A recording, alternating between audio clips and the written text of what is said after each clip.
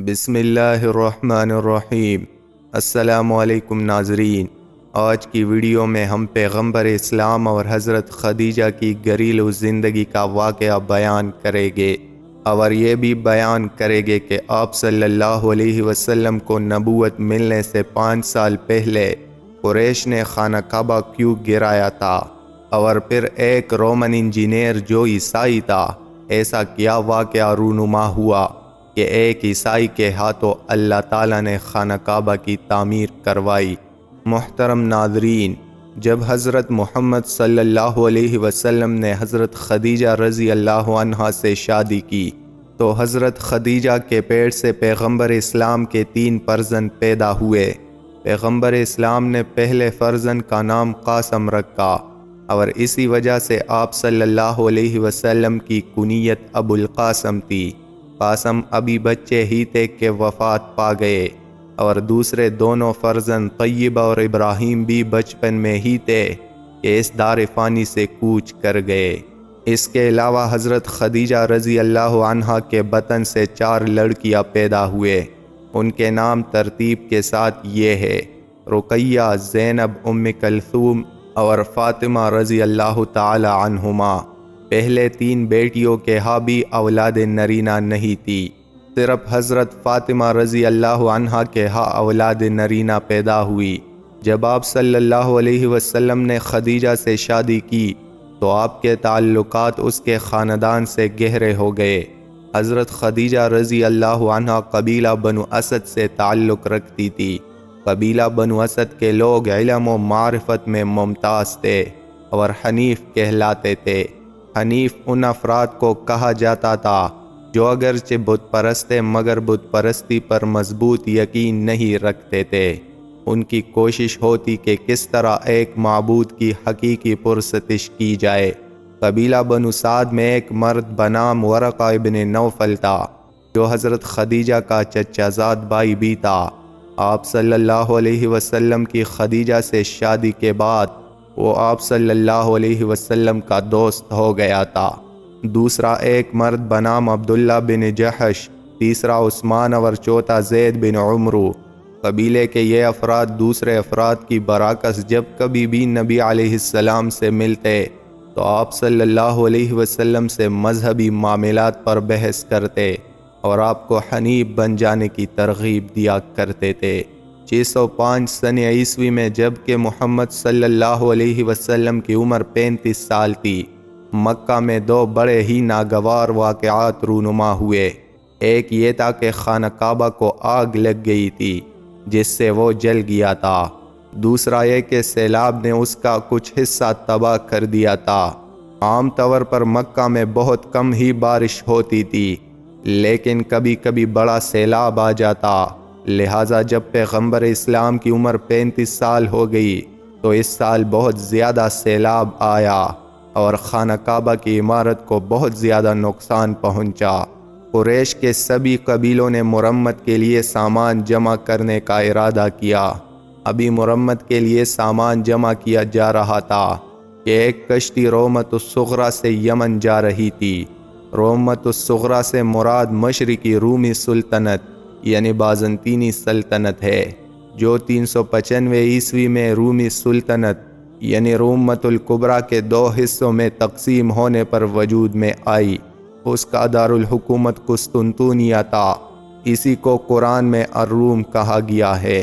لہٰذا جب یہ کشتی شعیبہ کی بندرگاہ میں پہنچی جو مکہ کے بالکل نزدیک تھا تو اس مقام پر کشتی تباہ ہو گئی۔ اس طرح کے پانی میں پوری طرح نہیں ڈوبی تھی بلکہ کشتی کا نچلا حصہ کیچڑ میں پھنس گیا تھا، اور اسی حالت میں جیسا کہ عموماً ہوتا ہے آہستہ آہستہ کیچڑ میں دنستی جا رہی تھی۔ کشتی یمن کی ایک کلیسا کی تعمیر کے لیے سامان لے کر جا رہی تھی۔ یہ سامان سنگ مرمر، ٹائل و لکڑی اور لوہا اور دوسرے تعمیراتی ساز و سامان پر مشتمل تھا۔ کشتی میں تعمیراتی کام کرنے کے لیے ایک عیسائی انجینئر جس کا نام بکوم تھا وہ بھی سامان کے ساتھ جا رہا تھا۔ عربوں نے جب یہ دیکھا تو بکوم سے کہا، ہمیں یہ سامان کعبے کی مرمت کے لیے دے دو۔ دوسرا یہ کہ تم انجینئر بھی ہو، تم ہمارے لیے کعبے کی تعمیر کے کام کی سرپرستی بھی کرو۔ بقوم رومت الصغریٰ کا رہنے والا تھا، جس کا پائے تخت اس وقت قسطنطنیہ یعنی استنبول تھا۔ بہرحال اس نے عربوں کا مشورہ قبول کیا اور کشتی سے تمام سامان اتار کر مکہ لایا گیا۔ بقوم نے جب کعبے کی تباہ شدہ عمارت کا معائنہ کیا تو فیصلہ کیا کہ کعبے کی عمارت کو مکمل طور پر مسمار کر کے اس کی تعمیر دوبارہ کی جائے۔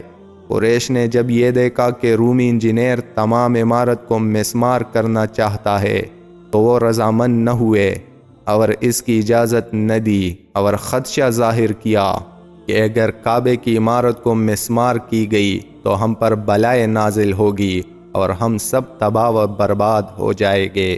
بقوم نے کہا، موجودہ عمارت ایک بار آگ کی وجہ سے خراب ہو چکی ہی، دوسرا سیلاب اس کا ایک حصہ بہا کر لے گیا ہے، اس کی کسی قسم کی مرمت ممکن اور فائدہ مند نہیں، اسے مسمار کرنے کے سوا کوئی چارہ کار نہیں ہے۔ ویسے بھی ہمارا ارادہ اسے گرا کر دوبارہ تعمیر کرنے کا ہے، لہٰذا کوئی بلا نازل نہیں ہوگی۔ لیکن قریش عمارت کو گرانے پر کسی طور راضی نہ ہوئے۔ روایت ہے کہ کعبے کے نزدیک ایک کوا ہوا کرتا تھا، اس کوے سے ایک اژدہا باہر آ کر دھوپ سینکا کرتا تھا۔ مکہ کے لوگ اس سے ڈرتے تھے اور اژدہا کو مارتے نہیں تھے۔ ایک دن یہ اژدہا حسب معمول کوے سے باہر نکل کر دھوپ تاپ رہا تھا کہ ایک عقاب اس پر حملہ آور ہوا اور اژدہا کو اپنے طاقتور پنجوں میں پکڑا اور اٹھا کر لے گیا۔